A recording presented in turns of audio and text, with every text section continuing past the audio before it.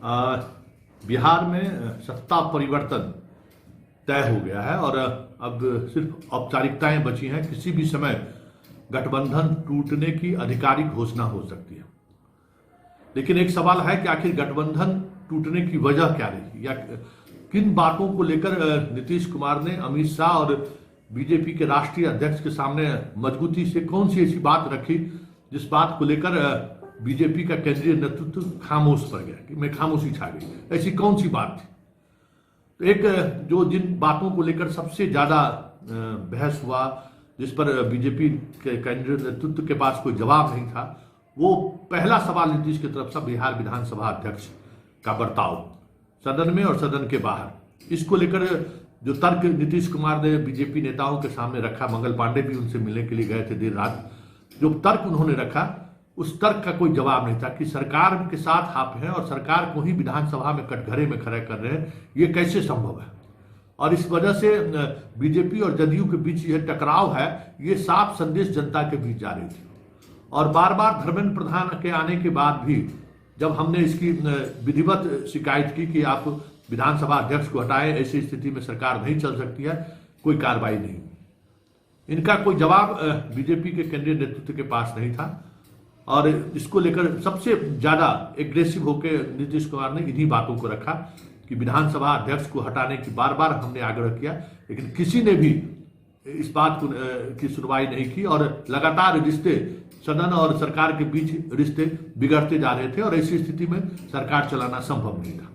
इस वजह से हमने ये गठबंधन तोड़ने का रिपोर्ट से आपको मतलब है या इंक्वायरी की रिपोर्ट कोर्ट में जाएगी और 3 बना हुआ जगह है तो इसको अधिकार है, हाउस को अधिकार है। आप हमको जरा बताइए तो। माननीय नहीं, कॉन्स्टिट्यूशन निकालिए। माननीय मुख्यमंत्री जी, आसन की बात भी सुना जाए। तकलीफ हुई है, नहीं, आसन की भी बात सुनी जाए। सुन रहा था, आप सुन लीजिए। मैं जान करके आज समय पर आकर के सुन रहा था। नहीं, आसन की भी बात सुनी जाए।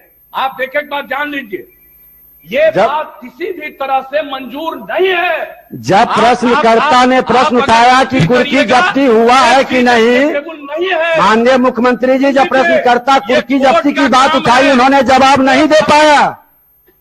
माननीय मंत्री जी, आपको जवाब नहीं दे पाए कुर्की जब्ती पर। सुन लीजिए, रिपोर्ट हाउस में सबमिट होता है, रिपोर्ट कोर्ट में जाता है। कहीं भी क्राइम होगा, कुर्की जब्ती पर जानकारी इन्वेस्टिगेशन होगा, वो जाएगा कोर्ट में और कोर्ट उस पर इंक्वायरी करके सजा देगी। आपका ये काम नहीं है। आप पूछ रहे हैं, जवाब दिया जा रहा है। अब आप कहिएगा इसको फिर करेंगे, इसका मतलब है संविधान का खुलेआम उल्लंघन कर रहे हैं। माननीय मुख्यमंत्री जी, अब सुना जाए। चलेगा, इस तरह से नहीं चलेगा, ये बिल्कुल आप ही बता दें। दूसरी बात जिसको लेकर नीतीश कुमार ने सीधा सीधा अमित शाह और मोदी पर को जिम्मेवार ठहराया कि जिस वक्त बिहार विधानसभा चुनाव को लेकर 2020 में सीटों का बंटवारा हो रहा था, तो चिराग पासवान को लेकर मेरी क्या राय थी और आपकी क्या राय थी। लेकिन जब चुनाव में हम लोग आए तो जो स्थिति बनी आप भी देख रहे हैं। लोग कह रहे थे हमें उस समय से ही कि इसके पीछे बीजेपी लगी हुई है और बीजेपी के कई बड़े नेता जो पूर्व विधायक, पूर्व मंत्री, पूर्व बड़े नेता थे, उनको आपने वो बीजेपी के से हटके आरजेपी में शामिल हुए और वो चुनाव लड़े।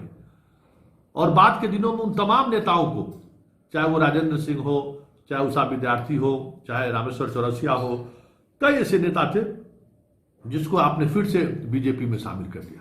फिर भी हमने ऐतराज नहीं जताया।